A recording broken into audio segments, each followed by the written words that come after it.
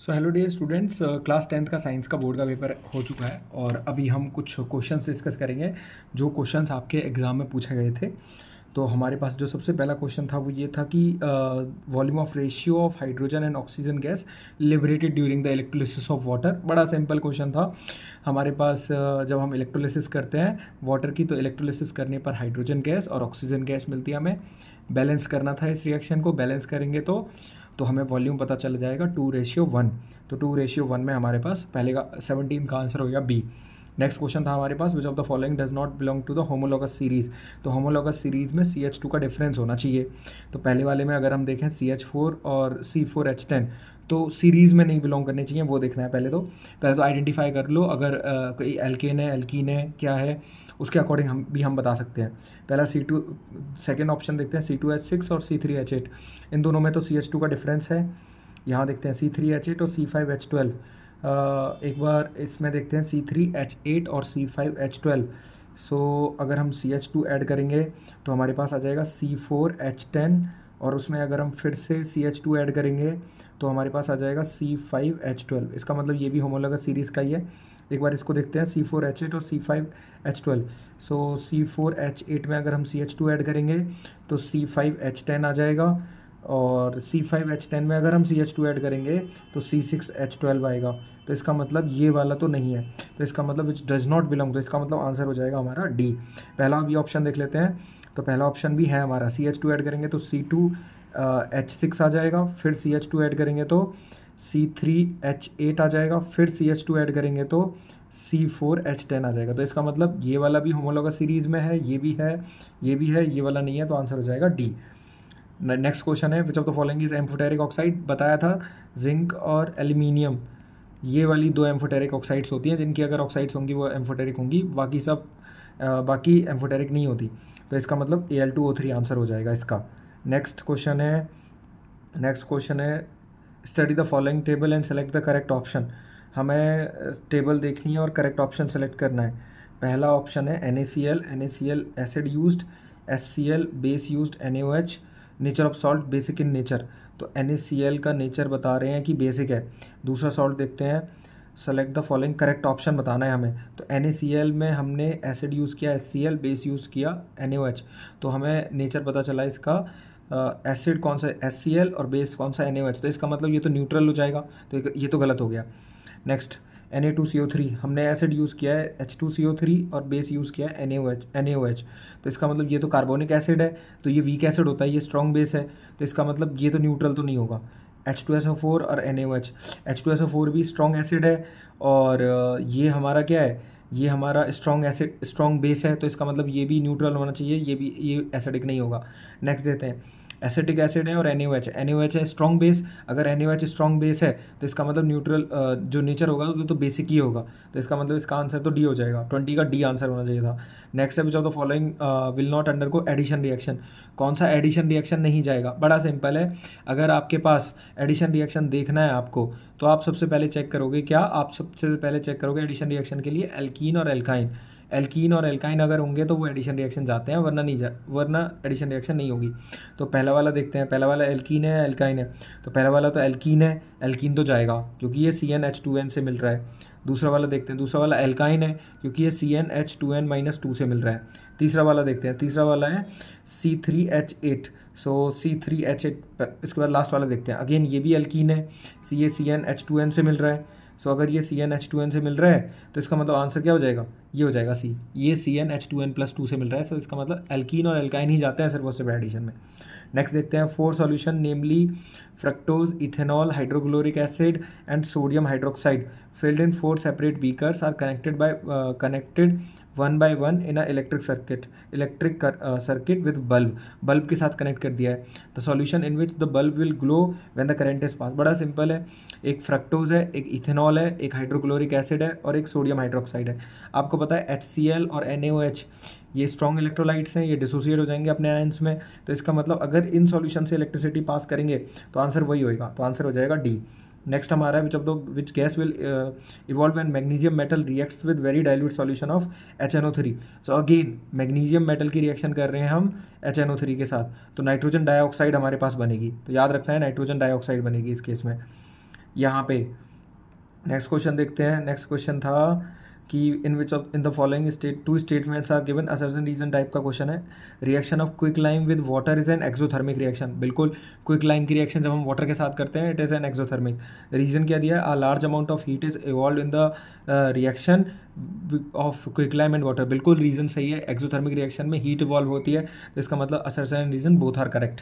Next question था define the following terms olfactory indicators. Classes में भी बताया मैंने ऑल फैक्ट्री इंडिकेटर्स कौन से इंडिकेटर्स होते हैं? ऐसे इंडिकेटर्स जो हमें जिस ऑर्डर से पता लगता है उनके। So all factory indicators help करते हैं एसिड बेस को आइडेंटिफाई करने में फ्रॉम देयर ऑर्डर से हम पता कर सकते हैं कि जो हमारे पास सब्सटेंस है वो एसिड होगा या बेस होगा। So on the basis of odour we call them as olfactory indicators. Example क्या हो जाएगा इसका?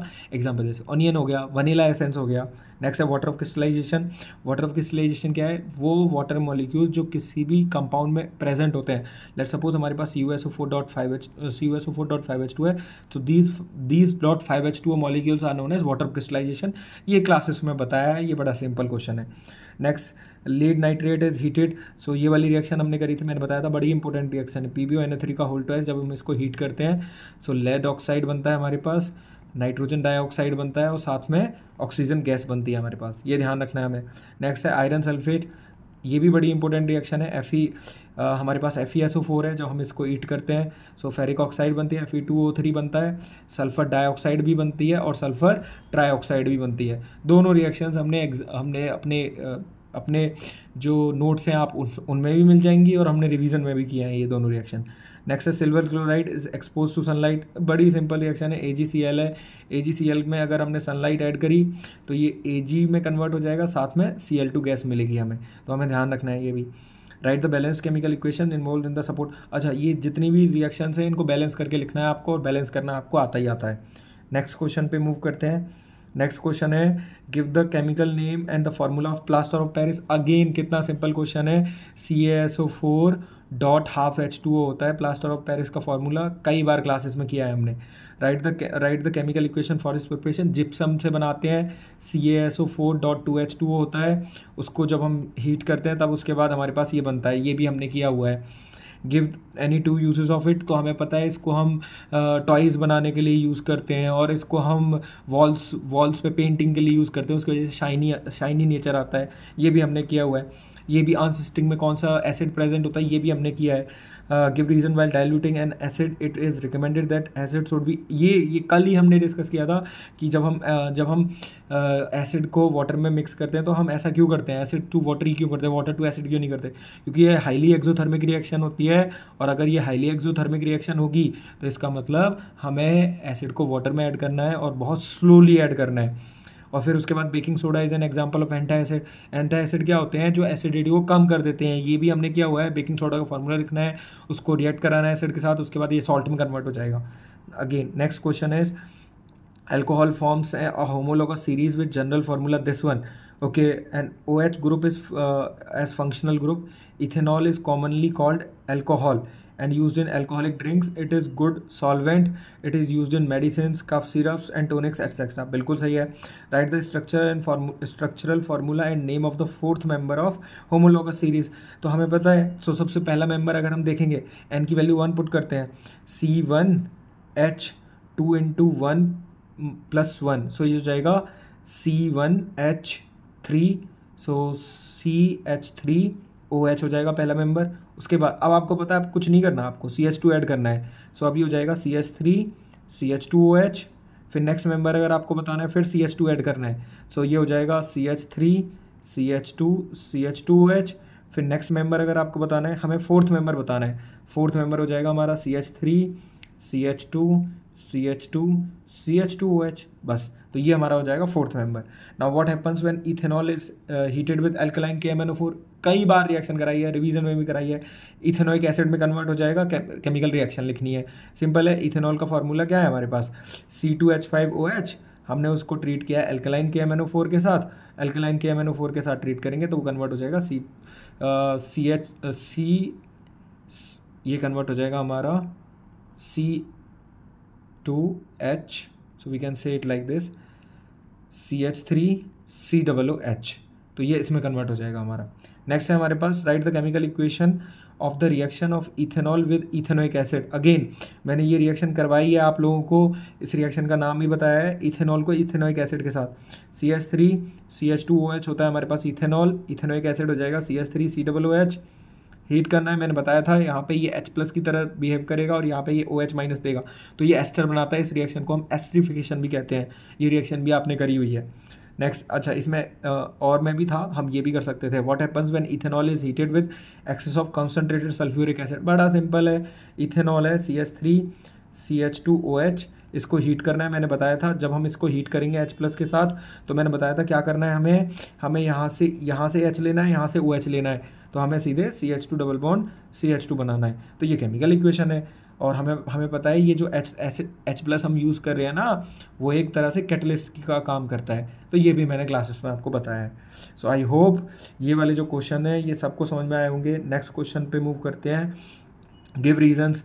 Ionic compounds have generally high melting point and boiling point. Obviously strong force of attraction होती है ionic compounds में, याद करो, ये भी हमने किया था। Solder and alloy of lead and tin is use for welding in electrical wires, बिल्कुल हम यूज़ करते हैं, ये भी हमने किया है। Carbon can not reduce the oxides of sodium and magnesium, ये भी हमने किया है। कार्बन रिड्यूस नहीं कर पाता क्योंकि हम रिएक्टिविटी सीरीज़ के अकॉर्डिंग देखते हैं, तो रिएक्टिविटी सीरीज़ में सोडियम और मैग्नीशियम बहुत ज़्यादा रिएक्टिव हैं, तो वो रिड्यूस नहीं कर पाएगा। नेक्स्ट हमारे पास the reaction of compound X with aluminium is to join the railway tracks. मैंने बताया था थर्माइट वेल्डिंग से क्वेश्चन आता है, मैंने बताया था आपको थर्माइट वेल्डिंग से क्वेश्चन आता है, और देखो क्वेश्चन आया है, ये थर्माइट वेल्डिंग से ही है। हमने एल्यूमिनियम यूज़ किया था, X विद एल्यूमिनियम के साथ हमने किया था। उसके बाद जिसकी हेल्प से हम रेलवे ट्रैक्स को ज्वाइन करते हैं, आपको आइडेंटिफाई कंपाउंड करना है, रिएक्शन भी लिखनी है, नेम बताना है। नेम तो हो गया हमारा थर्माइट रिएक्शन, और उसके बाद बैलेंस केमिकल इक्वेशन भी लिखनी है। इक्वेशन आप लिख ही सकते हो, उसमें हमारे पास मोल्टन आयरन मिल के आएगा, मोल्टन आयरन आएगा, Fe2O3 को वो कन्वर्ट कर देगा मोल्टन आयरन में, साथ में Al2O3 भी बन जाएगा हमारे पास। तो जो हमारा कंपाउंड हो जाएगा वो क्या हो जाएगा, फेरिक ऑक्साइड हो जाएगा, Fe2O3।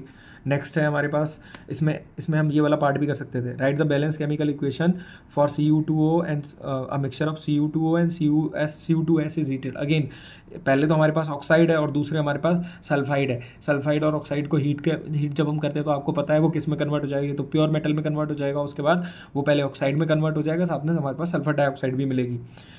अगेन ये जिंक सल्फाइड को जब हम हीट कर रहे हैं in presence of oxygen, again sulphide है, इस प्रोसेस को हम बोलते हैं रोस्टिंग। जब हम इसको हीट कर रहे होते हैं तो जिंक ऑक्साइड में कन्वर्ट हो जाएगा और हमारे पास सल्फर डाइऑक्साइड बन के आ जाएगी। नेक्स्ट है give reasons for the following. Reason बताना है हमें। The wires carrying electric current in the homes have a coating of PVC। बिल्कुल, जो वायर्स हैं हम उन पर कोटिंग करते हैं, क्यों? क्योंकि हमें रस्टिंग से प्रिवेंट करना है वायर्स को। नेक्स्ट है to make hot water tanks copper is used not steel. Obviously reactivity series के अकॉर्डिंग जाएंगे हम, रिएक्टिविटी सीरीज़ में हम देखेंगे कि copper is less reactive than steel, that's why we use copper.